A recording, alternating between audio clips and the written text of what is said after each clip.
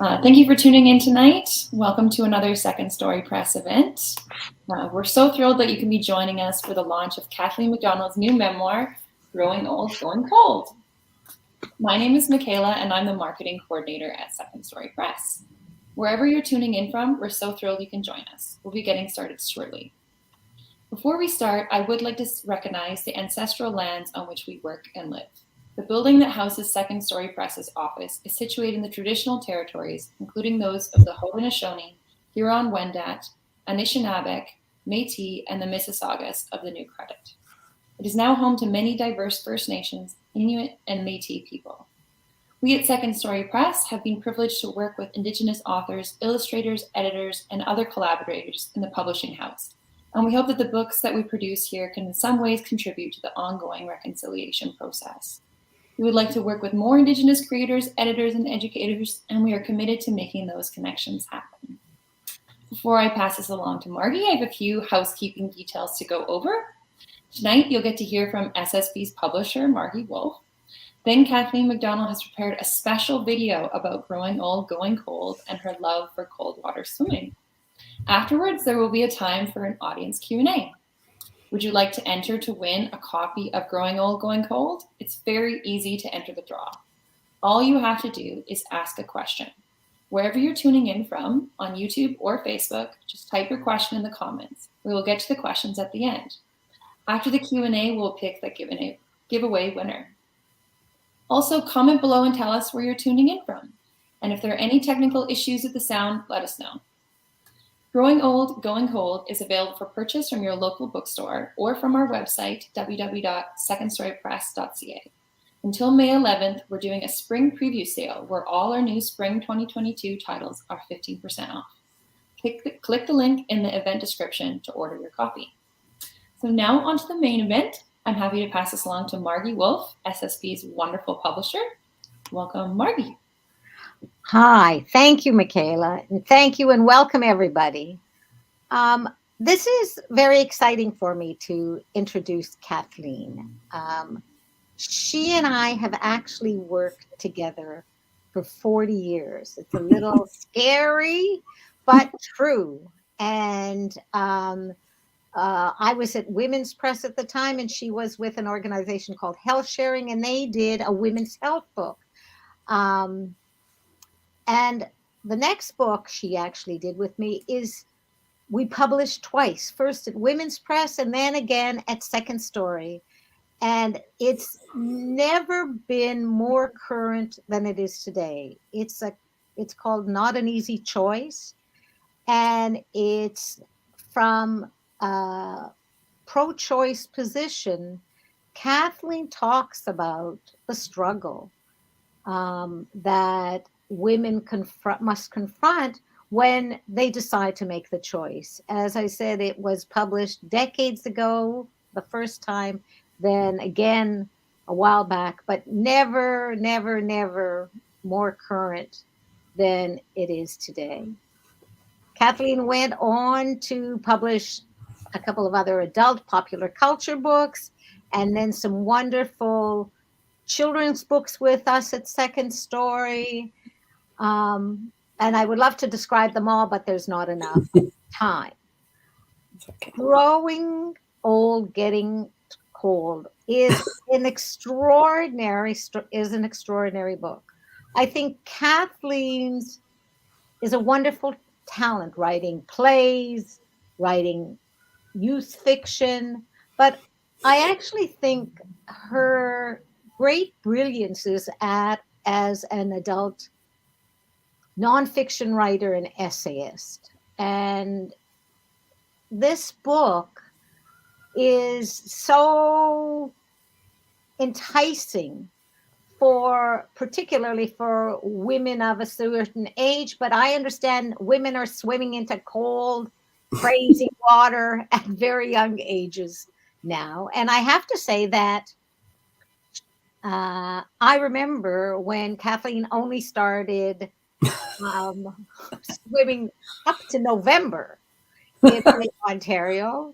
And then one time we were both in New York, and she was going to swim with other American women in the Hudson River Hudson River. when it was still really cold. So this book, I think she can tell you more about it. But when I read the manuscript for the first time, it's so smart, so like Kathleen to struggle it out. What I've always known as someone who worked with her, for a lot of writers, you read their first draft and you think, they have to do this and this and this and this and this and this, a million things. But by the time Kathleen writes her first draft, she's thought it out. And so when we saw her manuscript, all of us knew right away we wanted to publish it. So after 40 some years, it would be great, great, great pleasure to introduce Kathleen.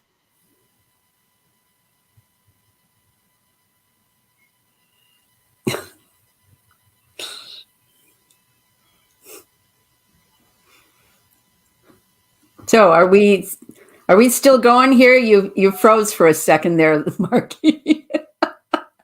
No, I think it's your turn to talk. Yeah, okay. No, that's good. That's good.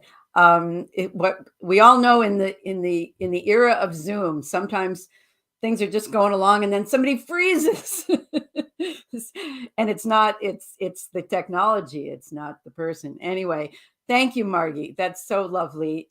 Yes, we go way back, and it's really fun. I've never, unlike some writers, I haven't stuck to one thing, and Margie's basically been open to whatever I come up with at any given era. So I really, really appreciate that. This book is, it's kind of my pandemic project. I've started writing some journal accounts of my swimming, several years back. And then once the pandemic came along, and there's some stuff in the book about this, it meant a whole other thing to me. And I discovered to a whole lot of other people, because we all wanted to do things that were outdoors. And so really, I ended up just thinking, okay, I'm going to finish this book. I'm just going to motor through and finish it. And I did. And I'm very pleased with it. And I keep wanting to tell people, if you read it, it doesn't mean you have to go into cold water. It really doesn't. It's more my story and what I've learned. And it's just some, it's stories. It's really kind of my stories of how I got into this and how I've kept with it through some crazy, crazy times. And honestly, it's more about doing something that kind of helps you as you move into your older years. And that's what it's become for me. I didn't know that when I started it. So I'm gonna read a section, well, several sections for you now. And I pre-recorded them, and I asked a good friend of mine, a filmmaker named Maisie Jacobson, to make a slideshow with it. And I think it's a really nice way to experience the book. And also it's way more fun to look at the slides that Maisie came up with, rather than just watch me, a talking head, reading, droning on. So I am reading, but I really want to give props to Maisie for coming up with a beautiful slideshow. And hope you enjoy it. And then maybe we'll talk afterwards if there's time. Thanks for coming.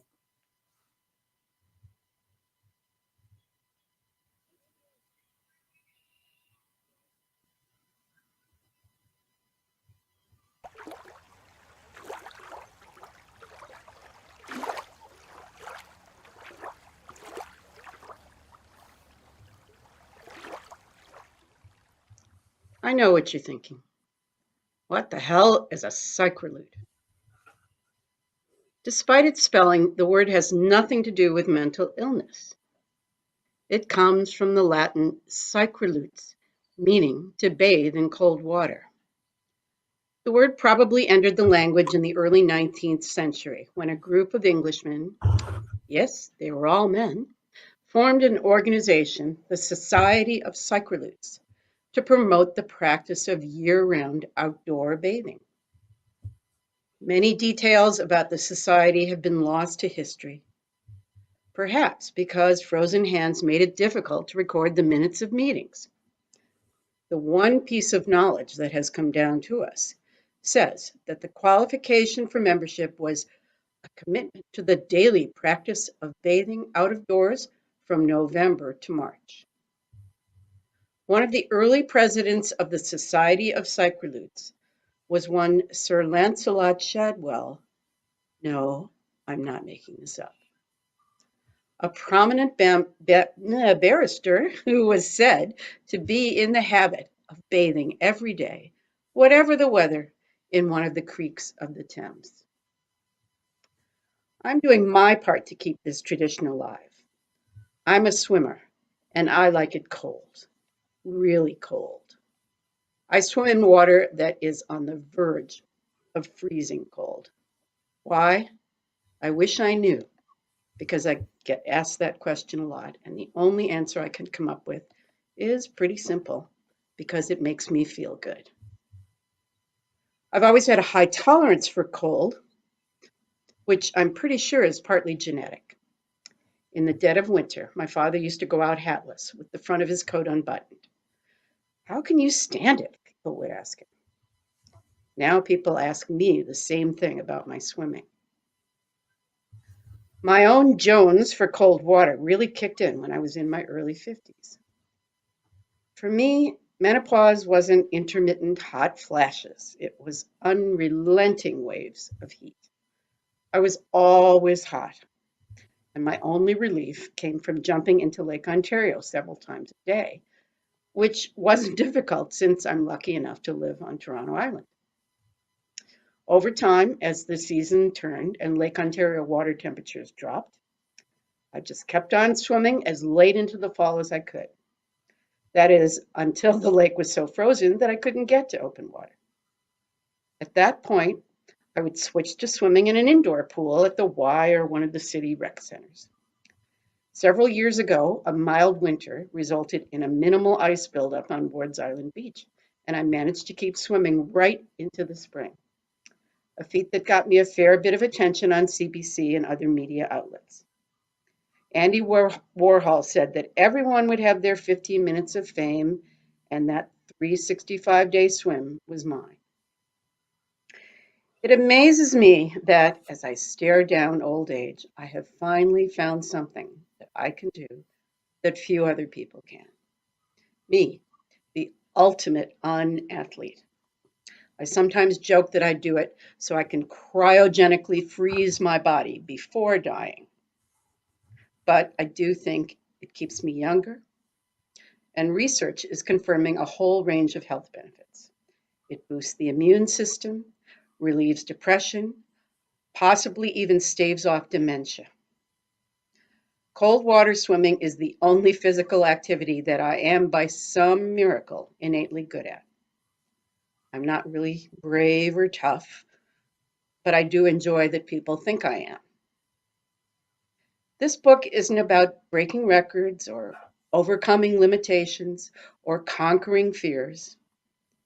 It's mostly about how I've come to discover and organize my life around my desire to fully immerse myself in water on a regular, preferably daily basis.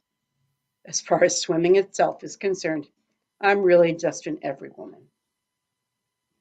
Now, with the pandemic and all the indoor pools off limits, something remarkable is happening in the swimming universe. Suddenly, everybody wants to swim outside, in the cold. Since the early days of COVID-19 lockdown, retailers of wetsuits and other cold water gear report a huge growth in sales. Facebook groups like the Canadian Cold Water Swimmers are seeing a surge of new members. The phenomenon has spread across the country, with groups who gather regularly at Toronto's Cherry Beach, Okanagan Lake in British Columbia, and Halifax's Chocolate Lake. Some are even cutting holes in the ice in the Yukon. Now, I know that there are people who are indifferent to water, who hate getting wet. But there are others like me who can't see a body of water without thinking about jumping into it. Is it astrological? My sign is Scorpio, and my chart is mostly water. I love being in water. I can't live without it. In more ways than I can count, swimming has come to define my life. And as I get to the stage of life when I'm acutely aware that my time on this planet is diminishing, that's truer than ever. I swim, therefore I am.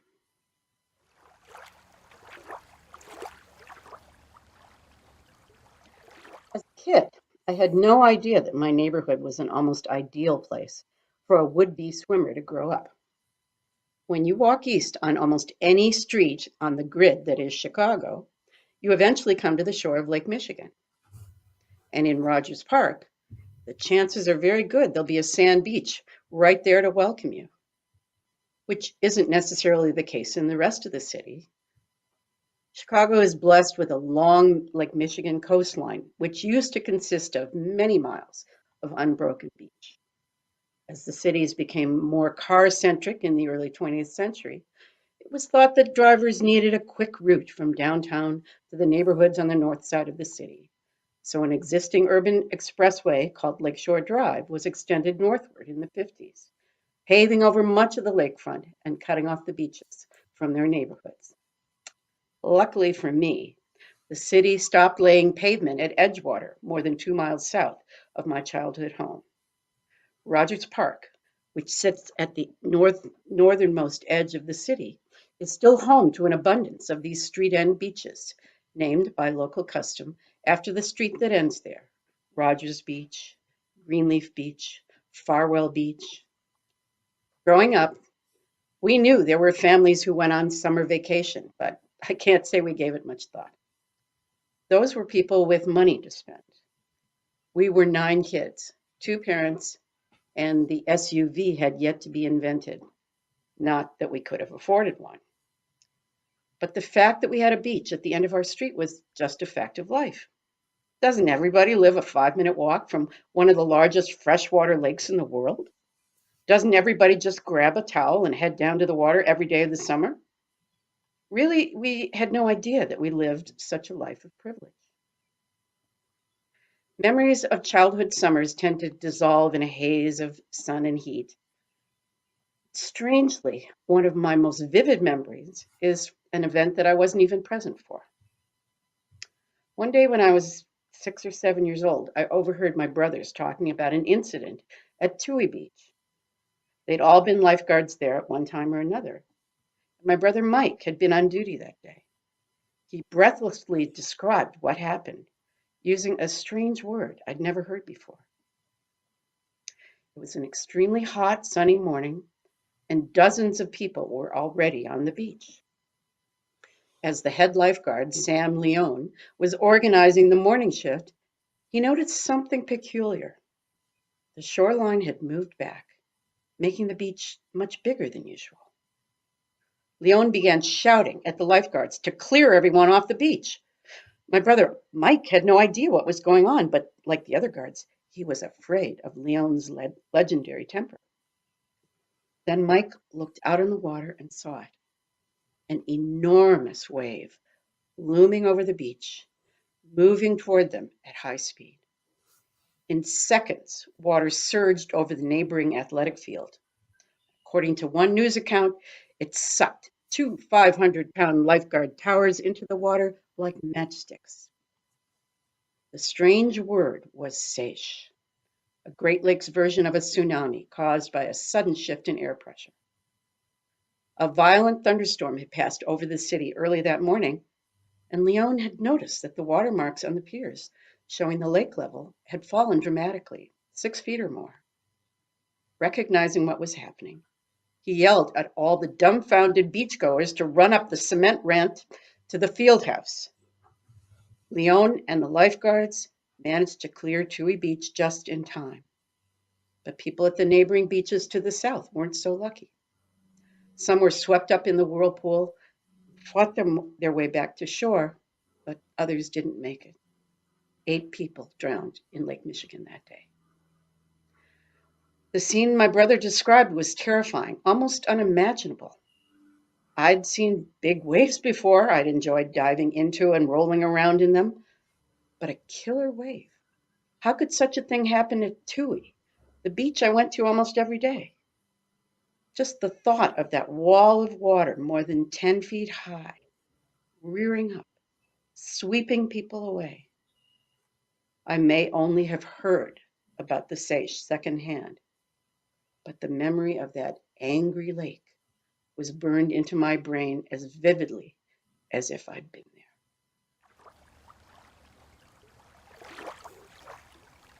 For the past few years, there's been an annual winter swim festival in Vermont, where the organizers cut a 2-lane, 25-meter pool out of the ice in Lake Memphremagog, which straddles the border with Quebec. It's a strictly no wetsuit event, and it draws dozens of participants. Strong, middle-aged swimmers of a somewhat portly bearing, because it's no surprise that certain bodies, the ones with more fat, are better equipped to handle the cold. The festival has the feel of a summer camp, but in sub-zero temperatures. There's great camaraderie among the swimmers, who encourage and cheer one another on, plus a lot of talk about overcoming obstacles and testing your limits. I've participated twice, and each time I've managed to win an LTIW medal. That stands for longest time in the water. Basically, a kinder, gentler way of saying slowest. On my last trip to the Winter Swim Festival in 2019, I was slated to do my final event, the 100-meter freestyle. I'd been fine on the previous swims, and I didn't think this length would be particularly daunting. But looking at all these people standing around the pool, I was feeling a bit fragile. Fast swimmers, long-distance swimmers, lane mates racing against each other, slapping one another on the back after their swims. As I entered the water, I thought about Grandmother Josephine Mandeman, the Anishinaabe elder known as the Water Walker, who'd passed away just a few days earlier. Since the early 2000s, she had gone on ceremonial walks around the shoreline of each of the Great Lakes to raise awareness about pollution and water scarcity. It's estimated that in that time, she walked half the circumference of the earth. Grandmother Josephine believed that water is a living thing, that water is a miracle, water is sacred. Her signature phrase was, "Water is life." Not water is necessary for life. Water is life. Grandmother Josephine had walked all those miles to teach us. She went the distance, and now I had to get through a puny 100 meters of really cold water. I repeated her phrase as I started my strokes. Water is life. Water is life. I got through the first 2 laps okay, but by the 3rd lap, it was getting hard. As I turned to start the final lap, I couldn't feel my hands at all. I paused a moment. The swimmer in the lane beside me had already finished, so I accepted the fact that I was on my way to a second LTIW medal. I lifted my hands out of the water and waved my fingers around. Alec thought it was some kind of distress signal known only to open water swimmers, but I was just trying to make sure my fingers were still there. Then I knew I could finish the last lap, and I did. I went the distance. Even the coldest water is life.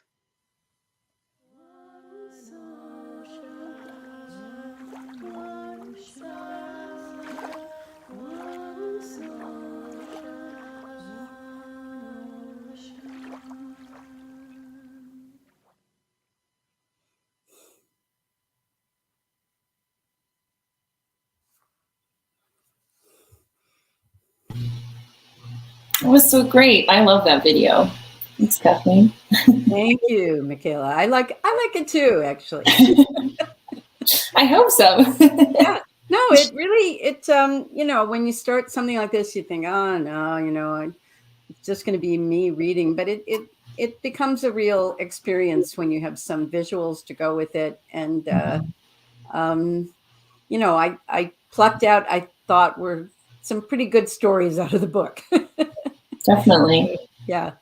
Do you still need to repeat that water is life to remind yourself while swimming? You know, well, yes and no. I mean, that was a kind of extreme situation, but I still think about grandmother Josephine, and there is, I described this in the book. There was a time, there was an event here on Toronto Island some years ago where she visited, and we learned a water song that I'm not going to sing now because it's in Anishinaabe, and I just, you know, and I don't, I've never been sure about the pronunciation and stuff, but it was a real privilege to learn this water song from her. And every once in a while I sing it when I'm in the water.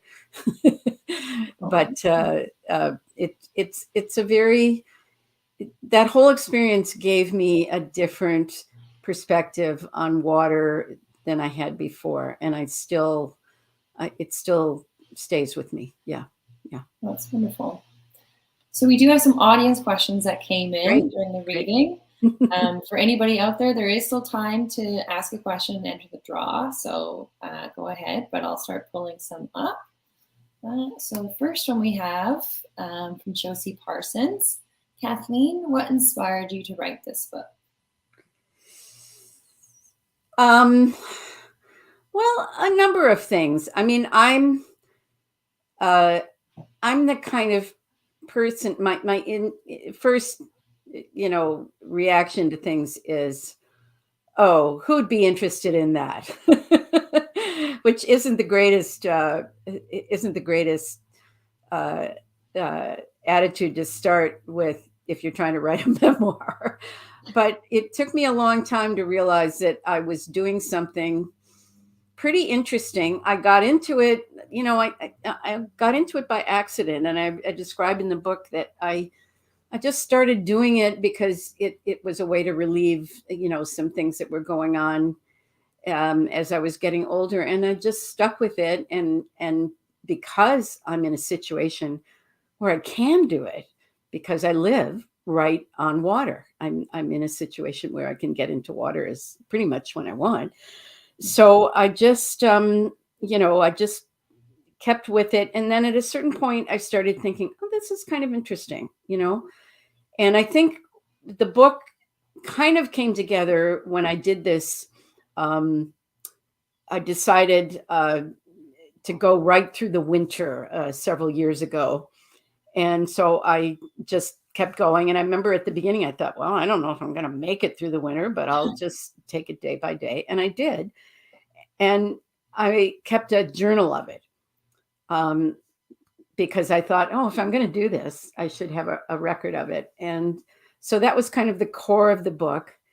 And then honestly, I didn't know it was going to end up being a book. I thought it might be, but I just kept this journal. And then at different times I thought, well, I've got some interesting stuff there. But, you know, unlike some people, it was a challenge for me to believe that people would want to read about something that I'm doing. My writing has always been about, you know, some fiction. It's been about, you know, current events. And it's the first. So that was the challenge. And then when the pandemic came, I thought, I better keep busy here. So I kept swimming, of course, because I could. And then I thought, no, okay, I think people will actually want to read this. And I thought, I'm going to write it and see if anybody wants to read it, which is a good attitude to take when you're writing a book. So that's where it came from. I was going to say, nothing like that imposter syndrome that tells you that. Oh, I am a textbook case of imposter syndrome. But now I realize I actually do go into cold water. I'm not an imposter, and so I Mhm. have the evidence right here. Anyway. And every time I've mentioned your book to people, I always am surprised to meet more people who love cold water swimming. And so they're so excited about the book. They're like, this is, it's something I've been passionate about or I'm curious about. So people want to read your book. Well, and then that was partly because of COVID and swimming outside. I mean, I there's a whole section in the book where I called it the tyranny of the pool. And I've swam in pools for years, but it was like for so long that if you were a swimmer, you swam in a pool.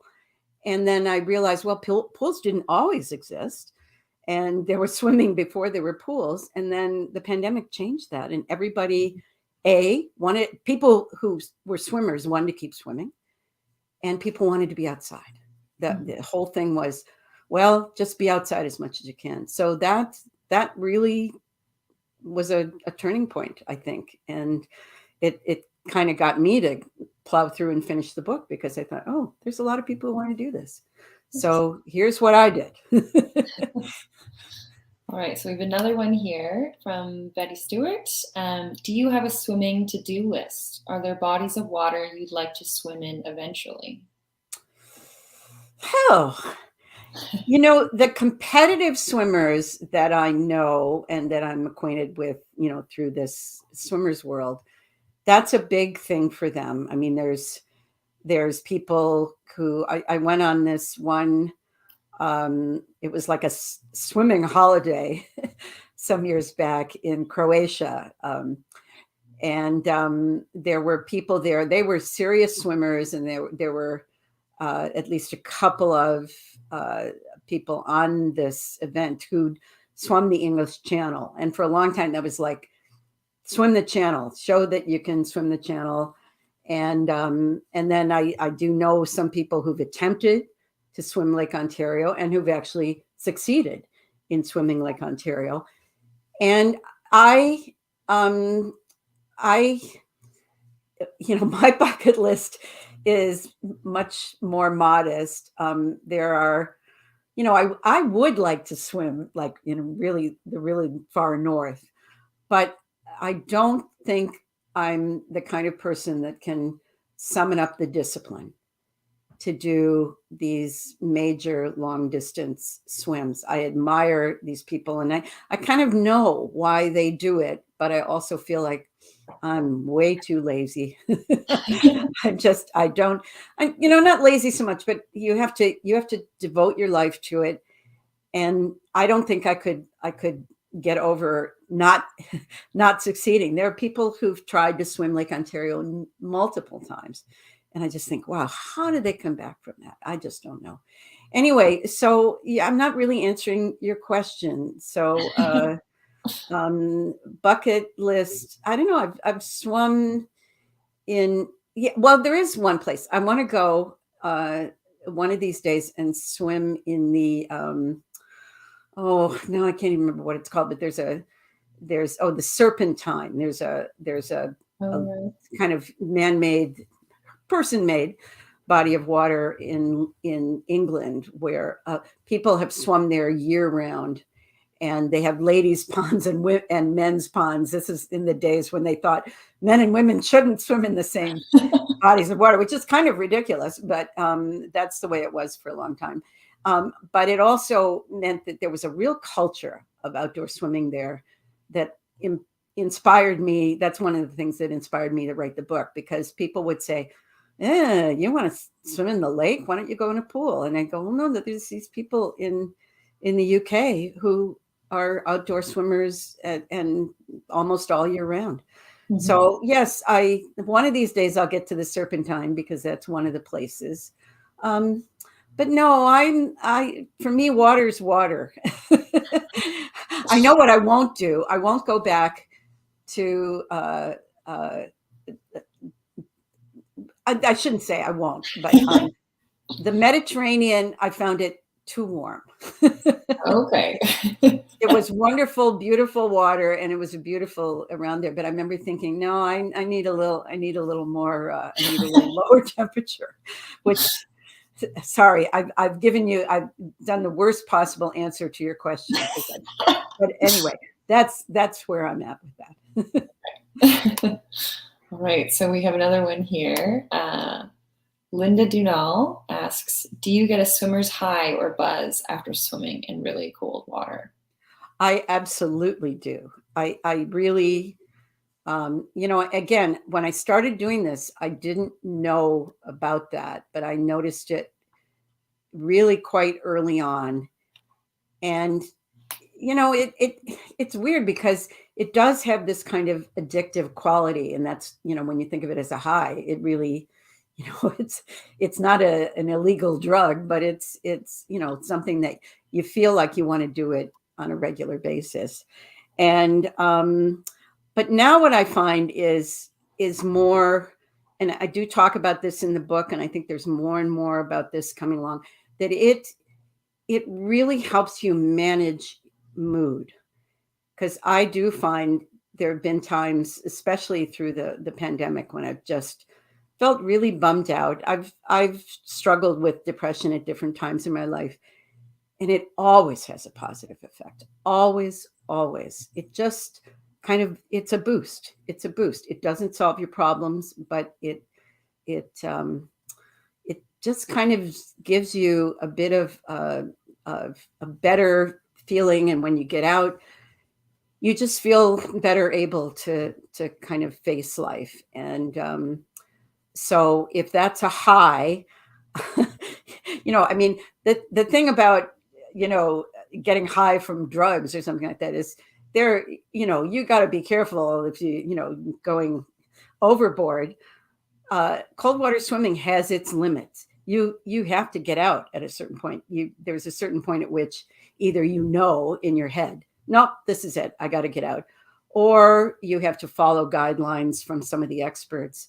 And so you won't get high, but it's a great mood booster. Absolutely. I have to say, for me, it's been a real lifesaver. Yeah. It's wonderful.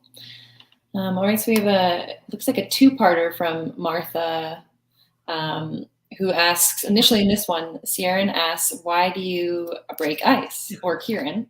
And then the second part, which you don't see here, is, and how do you break the ice if it's so thick? I have to make a confession. Kieran is my grandson. Okay. I wondered if this was your grandson. Yes, this is my grandson. And, Kieran, how do I break ice? Well, a few times I have, and I can't remember if you might have even been there with me. It's you can take a stick, you can just kind of pound a hole, bit of a hole, and often the ice will just move apart for you. And that's good because that means you have a little space where you can get in. If the ice is too thick, I can't go in. I just can't. There's machines that can get through, ice that's maybe, 4 or 5 inches thick. But that is where I draw the line. So that's a great question, Kieran. But I'm not the only one. I know there are people who break the ice to go swimming through the winter. And, if you're with people, if you're in the right situation, it's safe to do. But if I had to take a sledgehammer to the surface of the ice, I'd probably say to myself, Kath, this is too much. Go home. I mean, it would give you an arm workout, but yeah. It's like that video you sent us of you doing your swim, just to introduce the Well, and that was a case of it's a lagoon on the island here, but somebody else broke the ice. It wasn't that thick, but somebody else created a little pool that day, and several other people. I wasn't the only one that went in. It was partly just for people who wanted to try a cold water dip, and so I decided, oh, okay, fine. I'm gonna have a little dip myself. But that's the thing about ice. You can break it. You can break it, but you should not go. There's situations where it's daunting and dangerous. You shouldn't do it. Okay. All right. Roberta Harris asks, thank you from another Toronto cold water swimming lover. What brought you to Canada? I immigrated from the USA too. Oh, well, that's a whole other question. I mean, I got involved with a draft dodger. And if you're not old enough to remember what that term means, it was during the Vietnam War. Quite a few men, to avoid getting called up and having to fight in Vietnam because they disagreed with the war, came up here, and so that brought me here. But I didn't stay with that particular person for very long, but I never left. I never left, and I'm glad I've stayed here. And I'm in a long-term relationship with a true Canadian, a true Canadian boy. So that's how I got here, but it's become my home. And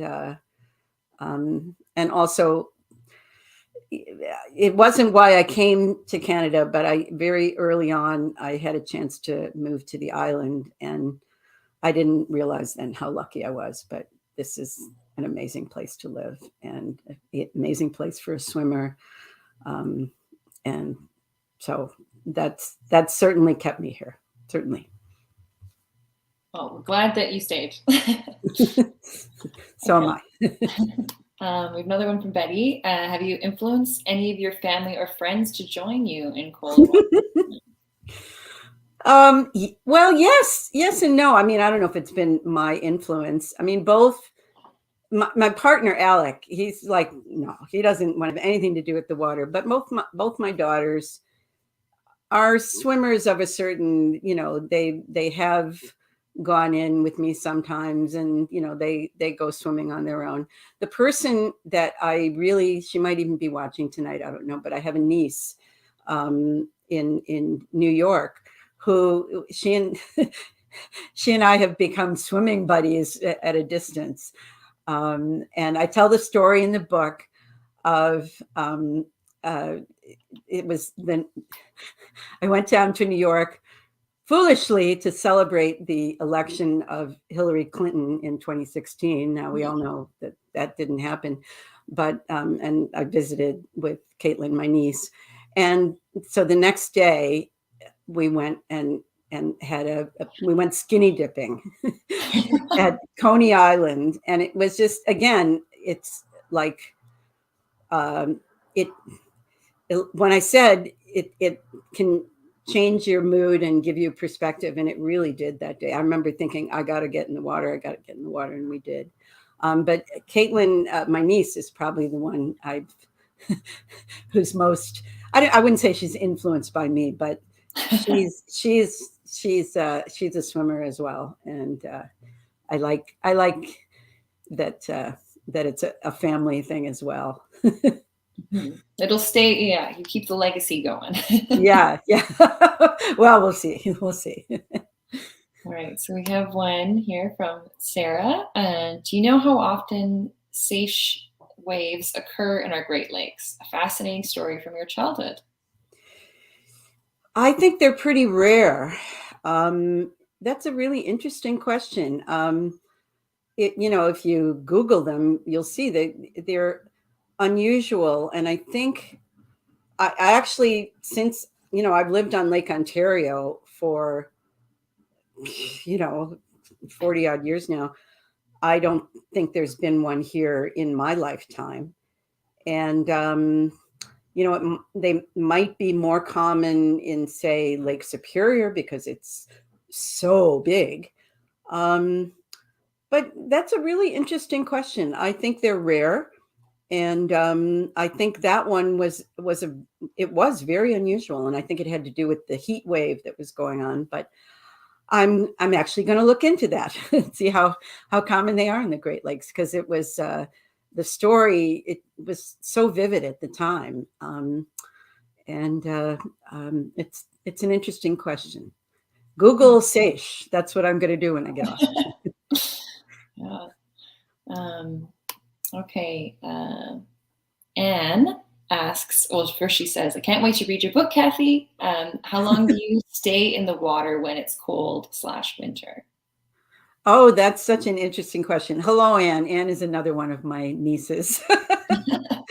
Yeah, this all looks like it was arranged ahead of time, but it wasn't. Anyway, how long? That's such an interesting question, because I've really learned not to I think some people, when they get into this, they sort of brag about how long they were in, and they try to stay in a really long time. And I've been not doing that very much. And I basically, there is a kind of rule. It's not a rule, but you go the same number of minutes as the water temperature. Don't go more than the number of minutes than the water temperature. So if it's 5 Celsius, and I should switch that to Fahrenheit, but I don't know it off the top of my head. But go by minutes in Celsius. 5 minutes staying in, no longer than 5 minutes. And I've actually found that that's a good guideline. You can probably stay in longer, but and I do talk about this in the book, there's a lot of research about this now. And again, when I started doing this, it was just, it was trial and error, but there's some researchers, particularly in the UK, who are studying this now. And there's one guy that I've cited a lot in the book, Mike Tipton is his name. And he says actually he believes that you get the benefit of the cold water in the first few minutes. So there's not necessarily a benefit. There's no reason to stay in a whole long time. And that's why some people who are doing this cold water immersion or dipping, which isn't swimming, it's more about just going in cold water. And some of them sit in tubs of ice, which I can't imagine doing. But anyway, but so there seems to be something happens to the body that it really, it's something good happens from the exposure to cold water, as long as you don't overdo it. And as long as you do it in a kind of calm way. I talk in the book about how so much of what you see with people, like on New Year's, they go in and they do these New Year polar dips, and they run in screaming and run out screaming. No, don't do that. Don't do that.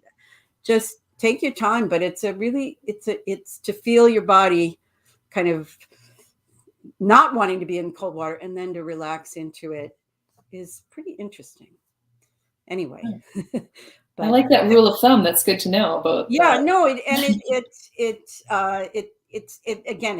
there's no clear scientific basis to it, but it's a good cautionary thing.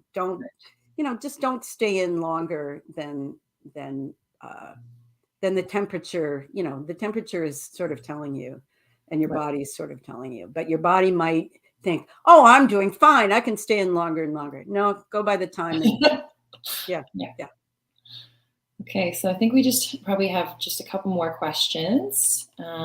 So one of them is a very brief one from Roberta. What is the spelling of that word at the beginning of your slideshow to describe the sport of cold water swimming?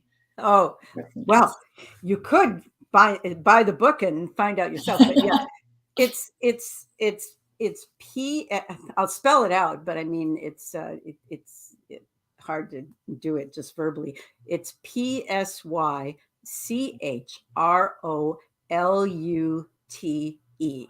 psychrolute, and it's a very obscure word. And one of the things I thought that would happen as a result of my writing about this would be that it would take off and everybody would start using it. Well, that hasn't happened. So it's like, maybe I should do a TikTok video about it. Anyway, it's this Greek word that really does mean someone who goes into and bathes in cold water. And these crazy Englishmen in the 19th century decided you would use it for their society, to name their society. And so it's one of those goofy, well, it's not goofy. It's a Greek word. It just looks goofy when it's written in English. Change your Instagram name to it.